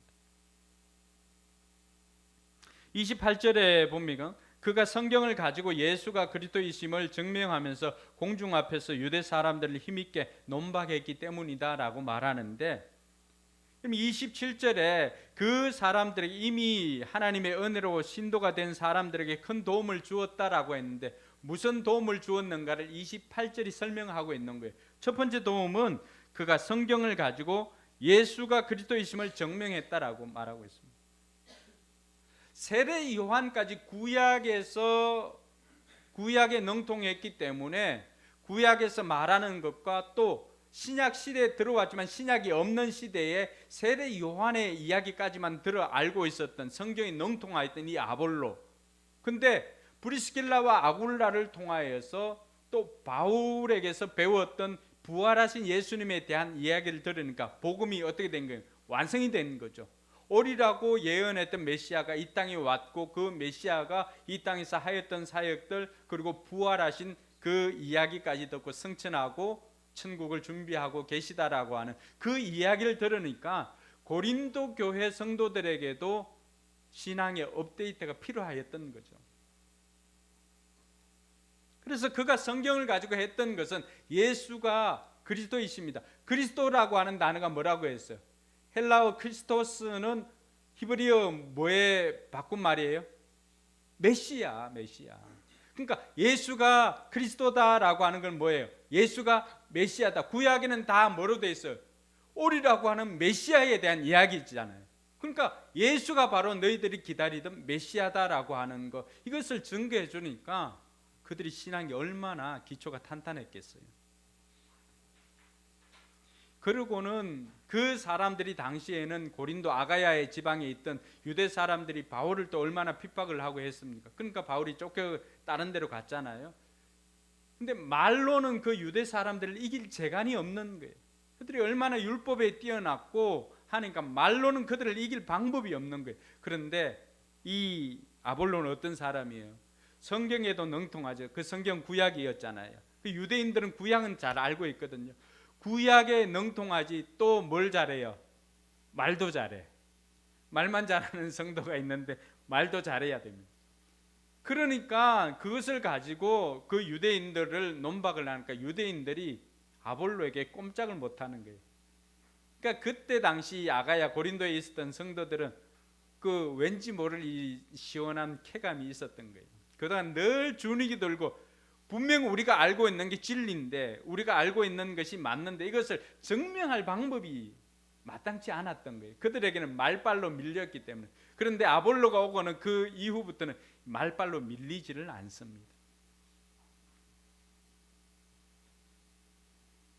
여러분, 그가 고린도에서 얼마나 열심히 사역을 했던지 우리가 고린도전서에 보면은 고린도에 파당이 생겼던 거 알지요? 그때 나는 바울파다, 나는 아볼로파다, 나는 게바파다, 나는 그리스도파다, 이렇게 이야기를 합니다. 거기 나온 면면들을 한번 보세요. 게바는 누굽니까? 베드로 아니에요? 바울은 누구예요? 거기에 복음을 전해서 교회를 세운 사람이잖아요. 그리고 그리스도파다, 예수님이잖아요. 그게 누가 들어갑니까? 아볼로가 들어갑니다. 그가 그만큼 그 고린도 교회에서 굉장히 신임을 얻고 굉장히 큰 사역들을 감당했습니다. 그래서 바울이 이 고린도 교회에서 이야기를 할 때 고린도전서 3장 4절에서 6절에 보면은 또 어떤 사람은 나는 바울 편이다 하고 또 다른 사람은 나는 아볼로 편이다 한다니 여러분은 육에 속한 사람이 아니고 무엇이겠습니까? 그렇다면 아볼로는 무엇이고 바울은 무엇입니까? 아볼로와 나는 여러분을 믿게 한 일꾼들이며 주님께서 우리에게 각각 맡겨주신 대로 일하였을 뿐입니다. 나는 심고 아볼로는 물을 주었습니다. 그러나 자라게 하시는 분은 하나님이십니다 라고 이야기를 합니다. 여러분, 교회는 바울의 사역도 필요하고 아볼로의 사역도 필요합니다. 바울이 했던 것은 무엇입니까? 나는 심고, 바울은 그곳에 고린도 교회에 복음을 뿌렸던 사람이 바울 아닙니까? 그런데 그렇게 해서 복음이 뿌려지고 안 믿는 사람들이 교회 안으로 들어와서 믿는 사람이 되었을 때 그 사람들을 양육한 사람은 누굽니까? 아볼로가 그 사람을 양육했다라고 하는 것입니다. 그래서 전도를 해왔다라고 한다면 영혼 구원과 제자를 만들어가는 이 사역들이 교회 안에는 똑같이 필요하다라고 하는 것을 알고 있습니다.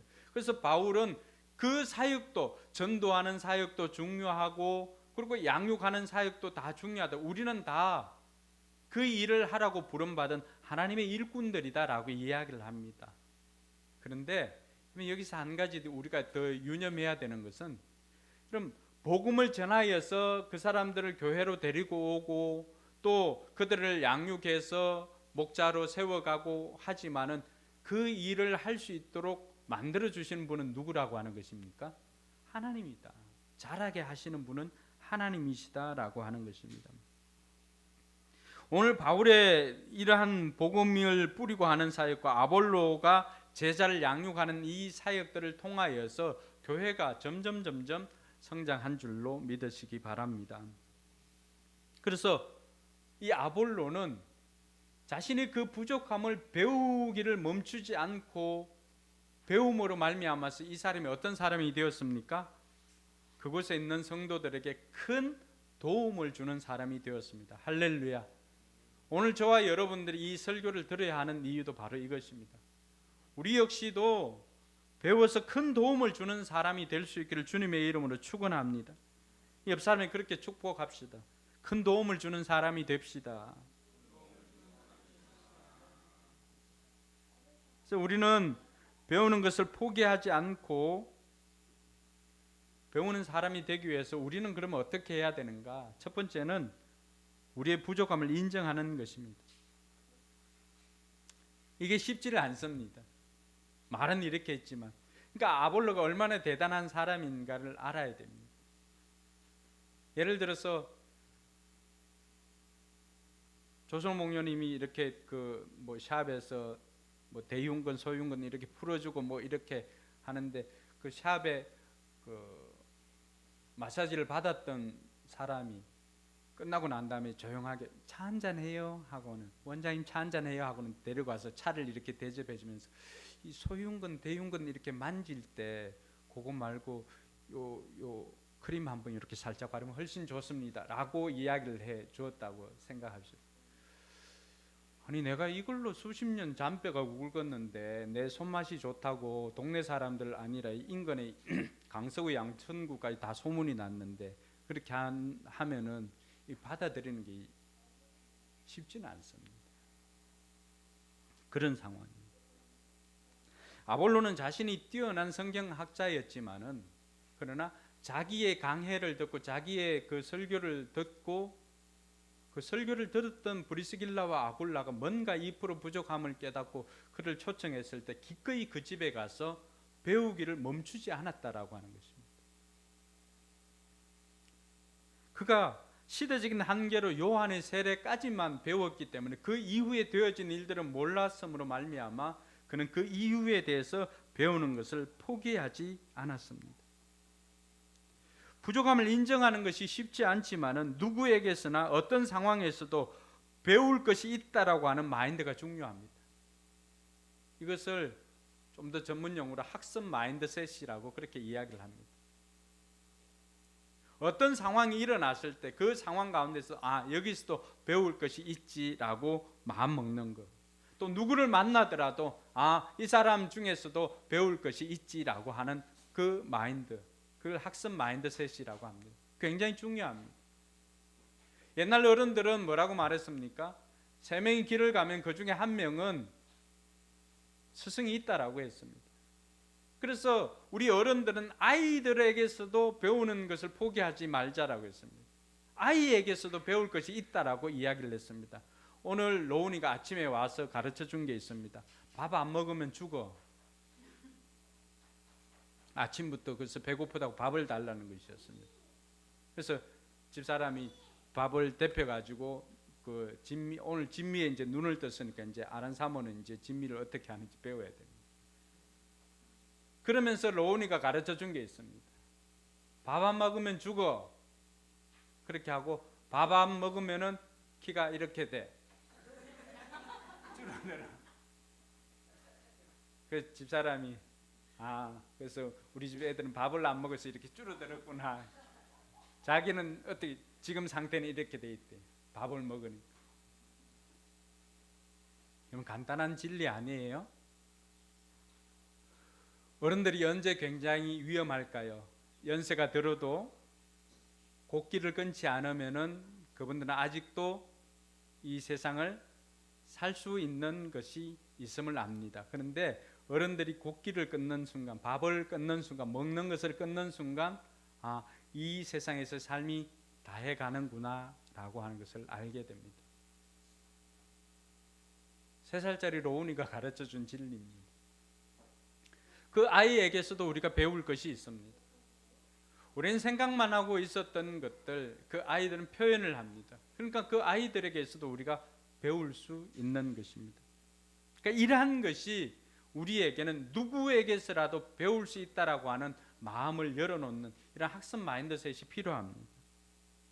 그럼 우리는 우리의 부족함을 인정할 필요가 있습니다. 목장이 그런 역할을 했으면 좋겠습니다. 목장은 우리의 부족함이 드러나도 부끄럽지 않는 모임이 목장입니다. 오늘 브리스길라와 아굴라가 이 아볼로를 자기 집으로 데려갔던 것은 자기 집에서 하는 목장이었을 것이라고 확신합니다. 목장이 왔을 때 아볼로가 성경에 능통한 학자라고 할지라도 그곳에서 그동안에 배워왔던 것들을 서로 이야기를 하면서 나눔을 합니다. 이 이야기는 여러분 1세기 교회 이야기라고 아주 얇은 책이 있는데 거기에 보면은 자세하게 이렇게 소개되어져 있습니다. 그러니까 그곳에서 우리의 부족함을 드러내는 것이 쉽지 않지만 목장에서는 그게 가능하다라고 하는 것입니다. 왜냐하면 목장에서는 비밀이 유지가 되기 때문에 그렇습니다. 저와 여러분들의 그 연약함도 부족함도 우리가 목장에서 이렇게 오픈해서 그 목장에서 오늘 브리스길라와 아굴라를 통해서 아볼로의 부족함이 채워졌던 것처럼 그 목장에서 채워짐으로 말미암아 치유와 회복이 일어나는 공동체가 되길 주님의 이름으로 축원합니다. 두 번째 우리가 배워야 하는 이유는 우리가 어떻게 해야 될 것인가? 지금보다 더 나은 사역을 위해서 배워야 합니다. 그러면 아볼로는 이 에베소에 왔을 때도 말하는 것과 성경이 능통했기 때문에 그가 정확하게 예수에 관해서 열심히 말하고 정확하게 가르쳤습니다. 그러니까 이미 그것으로도 충분히 사역을 감당했던 것을 알 수가 있습니다. 그런데 아는 것을 담대히 전하였을 때도 뭔가 부족함이 느껴졌기 때문에 배우고 난 다음에는 어떻게 됐을까요? 다른 사람에게 큰 도움이 되는 사역을 합니다. 우리가 배워야 할 이유도 지금보다 더 나은 사역을 하기 위해서 배워야 하는 것입니다. 제가 목회자가 되기 전에 그 치과기공사 일을 했었는데요. 그때마다 빠지지 않고 제가 누구보다도 열심히 참여했던 것이 있습니다. 보수교육입니다. 물론 우리가 자격을 유지하기 위해서 일정 기간의 보수교육을 해야 합니다. 근데 저는 그때마다 빠지지 않고 갔던 것이 이 서울에 있는 중앙에서 하는 보수교육이었습니다. 그러면은 뭐 어떤 경우 비행기 타고 올 때도 있고 이렇게 해가지고 와서는 최신의 기술을 배우는 것입니다. 그러니까 우리가 계속해서 업데이트 하지 않으면은 우리는 그 자리에 있는 것이 아니라 다른 사람이 앞에 나가니까 우리는 뒤처질 수밖에 없는 것입니다. 몇 년이 가도 변하지 않는 교수님의 강의들이 있습니다. 늘 했던 말도 하고 그러니까 교수님의 강의 노트는 바뀌질 않습니다. 발전이 없습니다. 이미 세상은 바뀌어져 있고 새로운 기술이 나왔고 새로운 것들이 판을 치고 있는데 옛날 것 가지고 하면은 시대적인 한계가 있기 때문에 바뀌지 않습니다. 지금도 잘 하고 있지만은 더 잘하기 위해서 바꾸어야 하는 것입니다. 제 그 대학원 스승님 중에 권성수 교수님이라고 계셨는데 동신교회 지금 이제 원로가 되셨는데 이 교수님이 저한테 보여주신 거는 교수님은 1년에 한 달씩 안식월을 갑니다. 안식년을 계속 하다가 이제는 어느 순간이 돼서 안식년을 가지를 않고 그것을 쪼개어서 1년에 한 달씩 안식월을 가집니다. 이 안식월은 정말 연구하라고 가지는 것입니다. 그래서 교수님 그때마다 외국으로 가서 자기가 나왔던 웨스트민스터나 이런 데 가가지고 새롭게 나온 책들을 다 수집을 해가지고 새로운 동향이 어떤 것인지를 살펴봅니다. 그리고 뿐만 아니라 미국 교회에서 우리보다 조금 더 앞서가는 미국 교회에서 지금 어떤 것이 핫 이슈가 되고 있는지 그걸 직접 현장에 가서 배워오기도 하고 그렇습니다. 멈추질 않습니다. 여러분 야구 선수 중에 지금은 이제 해설을 하는 양신이라고 부르는 양준혁이 있습니다. 양준혁 알지요? 이 양준혁은 한때 배트를 거꾸로 잡아도 3할을 친다라고 하는 그러한 타격에 있어서는 뭐 둘째 가라면 서러워할 그런 사람이었습니다. 근데 2002년에 처음 3할 타율을 기록하지 못합니다. 그때 이 사람이 이 양준혁이가 그때 자기가 그동안 해왔던 이 타격 폼을 바꿉니다. 어떤 한 사람의 영향을 받고 그때 나온 것이 지금 양준혁의 트레이드 마크라고 할 수 있는 이게 만세 타법이 그때 나왔습니다. 왜 그렇게 바꿨느냐라고 하니까 다른 어떤 사람들 이야기도 듣지를 않고 어떤 사람들도 영향을 미치지 못했는데 자기의 7년 후배였던 이성엽을 보고 자기가 바꾸게 되는 계기를 삼았다는 것입니다. 이성엽 선수는 1999년도에 홈런을 54개를 쳤습니다. 그의 타율 홈런 왕을 차지하는 건 불문가지죠. 근데 54개의 홈런을 치고 홈런 왕이 되었는데 그때 이성엽이 했던 타격 폼이 이 외나무 이 외다리 타법이었습니다. 다리 한 짝을 이렇게 들어가지고 하는 타법이었는데 근데 남들 같으면은 54홈런을 쳤으니까 그 자세를 계속해서 타격 폼을 유지해서 하려고 할 건데 3할 타율에 20홈런이라도 만족하면서 지금의 것에 만족하면서 할 건데 이성엽은 54개나 쳤지만 60개 홈런을 치기 위해서 그 외나무 다리 타법을 타격 폼을 바꾸더라고 하는 것입니다. 그래서 이성엽 보면은 99년도는 이 한쪽 다리 들고 치다가 2000년도에 들어서는 다리를 들지 않고 이렇게 땅에 이렇게 대고 이렇게 치는 폼을 볼 수가 있습니다. 그 모습을 보고 양준혁이 쟤는 정말 대단한 애다. 차라리 내 선배가 되었으면 내가 많은 영향을 받았을 건데 라고 고백할 정도였습니다. 많은 사람들은 지금의 것에 만족하며 삽니다. 여러분, 위대한 것의 가장 큰 적은 뭐라고 했습니까? 좋음입니다. Great의 가장 큰 적은 good, 그게 만족하는 것입니다. 많은 사람들이 그게 만족하며 살아가고 있습니다. 아볼로가 자기가 성경을 가르치고 지금도 열심히 가르치고 제대로 가르치고 하는 그것에 만족했다면은 부활하신 예수님에 대해서 그리고 아가야에 가서 그렇게 활발하게 왕성하게 사역을 할 수가 있었겠습니까? 오늘 저와 여러분들의 꿈도 우리의 비전도 여기에 머물러서는 안 될 것입니다. 비즈니스 하는 분들 오늘 이 말씀을 여러분 마음에 새기시길 바랍니다. 배우기를 포기해서는 안 됩니다. 지금도 솔향이 많이 찾아옵니다. 그런데 그게 만족하지 않고 최고의 칼국수라고 하는 집들, 바지락 칼국수 하는 집들, 뭐 돌솥 비빔밥이든지 아니면 비빔밥이든지 수제비든지 휴가를 걸을 때 쓰는 것입니다. 다녀봐야 됩니다. 지금 멈춰 있어서는 안 됩니다. 오늘 저와 여러분들이 하는 일이 우리가 지금 하고 있는 이 정도면 되지라고 만족하는 순간 우리는 그 좋음은 시간이 지나갈수록 좋음이 아니라 배드가 될 것입니다. 나쁜 것이 될 것입니다. 오늘 아볼로가 배워서 다른 사람에게 큰 도움을 주는 사람이 되었던 것처럼 저와 여러분들도 배우기를 포기하지 않고 좀 더 나은 사역을 위해서, 좀 더 나은 삶을 위해서 배울 수 있는 저와 여러분들이 되길 주님의 이름으로 축원합니다. 오늘의 결단은 그겁니다.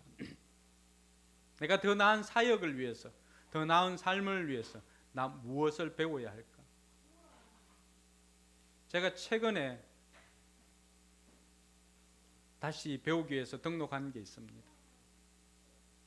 저는 이 코로나 기간에도 멈추지 않고 목사님들과 함께 미국에 또 아니면은 뭐 호주에 또 한국에 내노라 하는 목사님들과 함께 2주에 한 번씩 수요일날 새벽 7시에 모여서 셀프 아카데미를 해가지고 자기 스스로 주제를 정하고 연구해가지고 발표하는 일을 2년을 했습니다. 셀프 아카데미 2기도 시작을 했고요.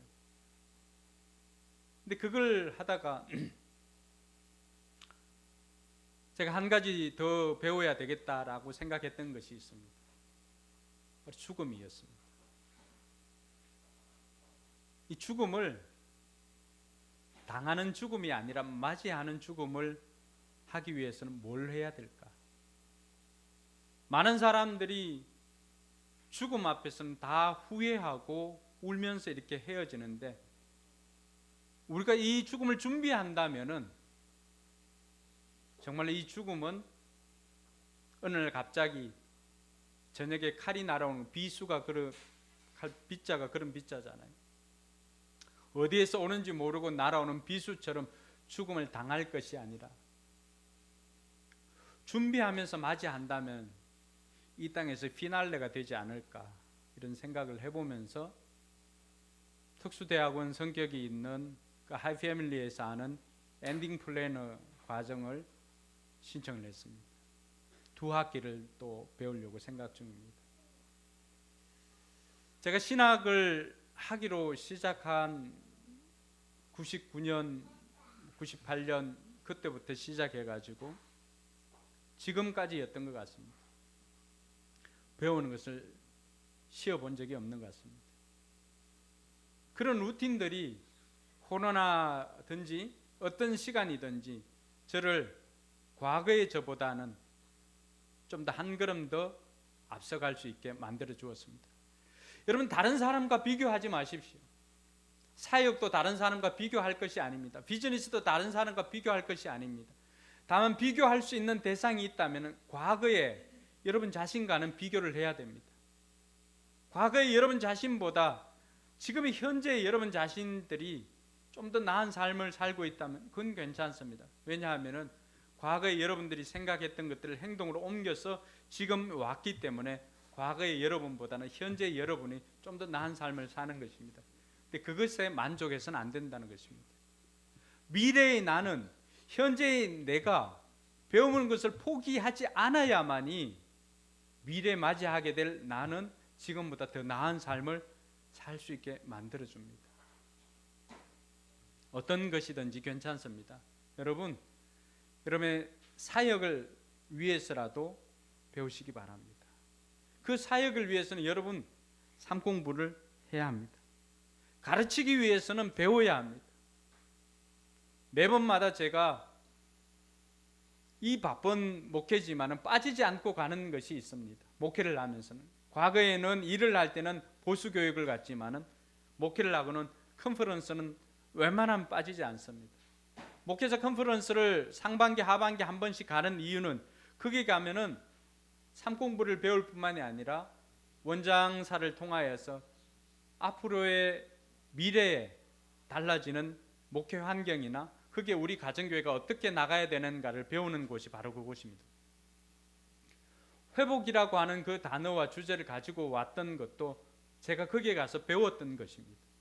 영혼 구원에서 제자를 만드는 것, 이 목적을 붙잡고 있지만 이것은 우리의 핵심 코어가 되어야 되고, 그러나 이것을 통해서 우리가 이루어야 되는 건 뭔가 개인의 회복과 가정의 회복과 사회의 회복과 자연의 회복을 추구해야 되는 것입니다. 이것을 제가 거기에 가서 배웠습니다. 제가 여기에서만 있다면은 우물 안에 개구리처럼 미래를 보지 못하고 살아갈 건데, 전 세계 분들이 모여서 하는 컨퍼런스에 가서 참석을 하니까 동향을 알 수가 있었던 것입니다. 뿐만 아니라 제가 거기 가서 여기 제가 목회 현장에 있을 때보다도 컨퍼런스는 호텔이나 펜션이나 이런 곳에서 하거든요. 그런데 제가 여기 있을 때보다도 잠을 더 못 자면서 배웁니다. 그 이유는 뭘까요? 좋은 환경이나 이런 곳에 가서 배우지만은 잠을 더 적게 자면서 하는 이유는 제가 배워서 가서 가르쳐야 되기 때문입니다. 오늘 우리가 배우는 것을 포기하지 말아야 되는 이유도 그겁니다. 우리는 다 누군가를 가르쳐야 되는 사람입니다. 가르치기 위해서는 배우지 않으면 안 됩니다. 우리가 더 나은 사역을 위해서 또 가르치기 위해서 우리가 삶공부 이제 이번 8월 말에 신청하고 삶공부를 하고 하는데, 여러분이 요청하는 삶공부 있으면은 개설하겠습니다. 목자들은 행복의 길이나 확신의 삶이나 하나님을 경험하는 삶 정도는 목자들이 목장 식구들을 가르칠 수가 있어야 됩니다. 그게 안 되면은 새로 들어야 됩니다. 예수 영접 모임도 마찬가지입니다. 새로 들어와서 하나님의 자녀로서 자기 정체성을 가지고 구원의 확신을 가지고 살아갈 수 있도록 예수 영접 모임을 하는 것, 그리고 무엇보다도 생명의 삶에 대해서 다시 한번 들을 필요가 있습니다. 여러분, 생명의 삶은 우리 삶공부는 여러분 여기 주보 날개 보면은 여기 삶공부를 소개하고 있습니다. 여기 나온 삶공부는 기본으로 우리가 배워야 됩니다. 가장 중요한 것이 생명의 삶입니다. 생명의 삶은 신앙의 근본을 바로잡고 하나님과의 관계에 대해서 분명한 정립을 하는 것을 배웁니다. 구원의 확신을 가질 뿐만이 아니라 성경을 스스로 읽고 이해하는 훈련을 배우게 됩니다. 13주 과정을 하게 되는데요, 여기에 신앙적인 의문에 답을 찾을 수가 있는 것이 생명의 삶입니다. 원하기는 여러분들이 이번 9월에 개설되는 생명의 삶을 여러분 신청해서 들을 수 있기를 바랍니다. 뿐만 아니라 생명의 삶의 신앙의 기본기가 다져졌다라고 생각한다면은 이 세상을 어떤 가치관으로 살아갈까, 그 세상의 가치관, 성경적인 가치관으로 무장하는 것이 새로운 삶입니다. 그래서 이번에는 생명의 삶, 새로운 삶을 개설했습니다. 여러분들이 어떤 삶 공부든지 신청해서 들을 수 있기를 바랍니다. 물론 들었던 사람들도 있을 거죠. 그러나 한 번 읽었던 책도 한 번 읽을 때와 두 번, 세 번 읽을 때 흡수하는 정도가 달라집니다. 삶 공부도 마찬가지고요. 또 경건의 삶을 배우고 싶다면 요청을 하시기 바랍니다. 경건의 삶이나 하나님을 경험하는 삶이나 변화의 삶이나 어떤 삶 공부든지 여러분들이 하고 싶으면은 신청을 하면은 숫자가 되면 가르쳐 드리겠습니다.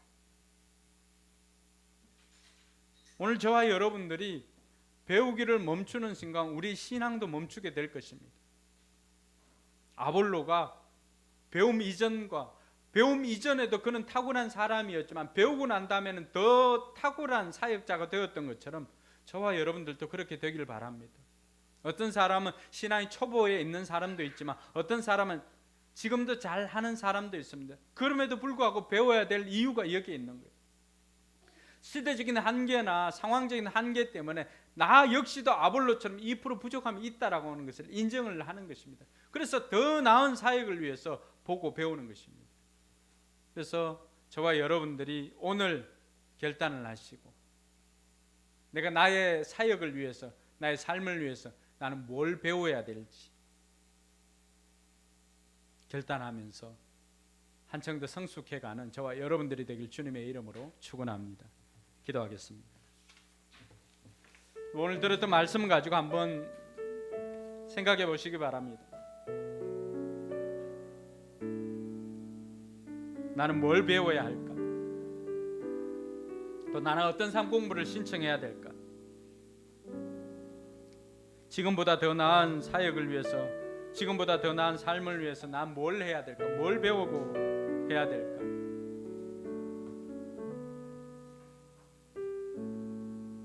(90이) 되었던 사역자는 80세 계획했던 그것을 늦었다고 시도하지 못한 것에 대해서 후회를 했습니다. 여러분들에게 주어진 시간은 얼마까지 있을지는 모르지만은 지금이 그것을 시작하기에 제일 이른 시간이다라고 하는 것을 기억을 하고, 오늘도 하나님께서 여러분 마음속에 들려주는 것, 너 이번에는 이런 상 공부하면 좋겠다, 너 지금 이거 배웠으면 좋겠다, 다른 사람을 케어해주는 상담을 좀 배웠으면 좋겠다, 아니면은 네가 하고 있는 기술의 최고가 되기 위해서 좀 더 배워서 정말로 강서구뿐만이 아니라 서울에서 최고의 그러한 기술을 보유한 사람이 되었으면 좋겠다. 하나님께서 여러분에게 감동을 주실 것입니다. 기도하겠습니다.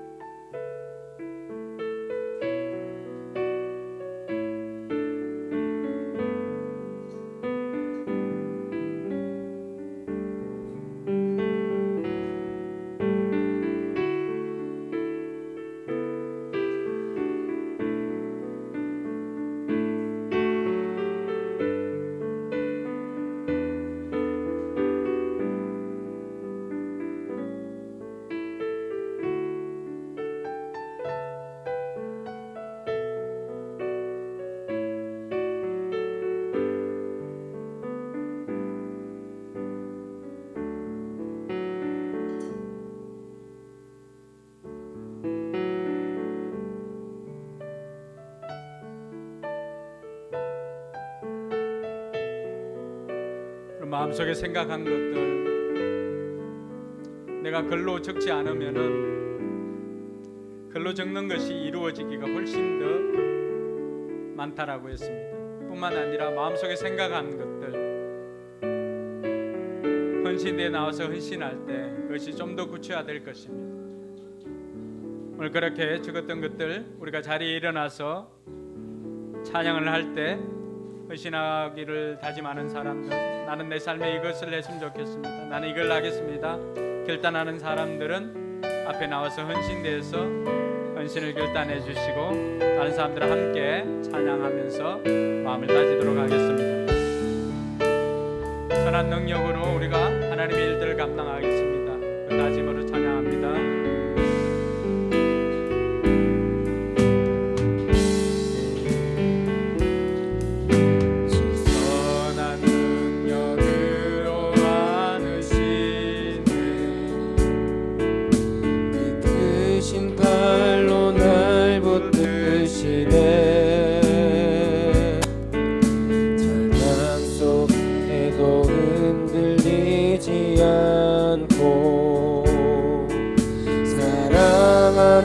주 얼굴 보아리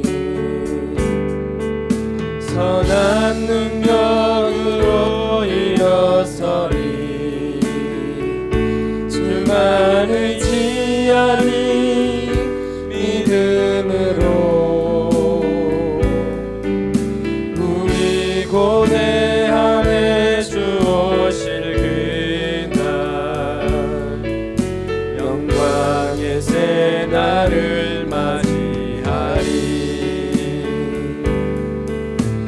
이전의 괴로운 날에 애워싸고 고난의 길을 걷는다 해도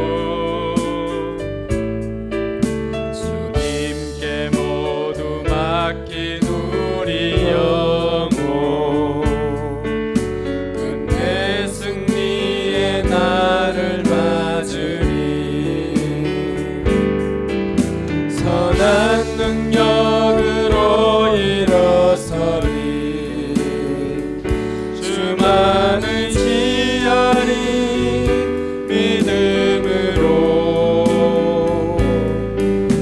우리 고대 안에 주 오실 그날 영광의 새 날을 맞이하리. 주님이 마신 고난의 쓴 자들 우리도 감사하며 받으리.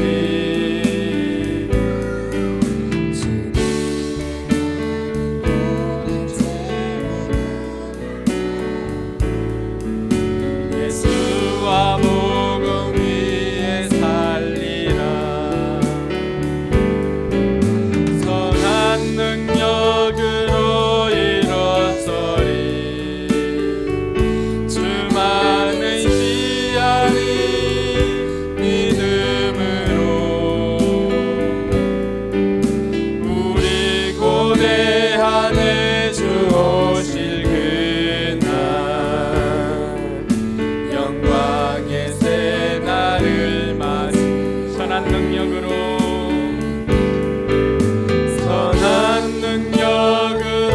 일어서리. 아멘. 주만을 지하리. 믿음으로 우리 고대 안에 주 오실 그날 영광의 새 날을 맞이하리. 기도하겠습니다.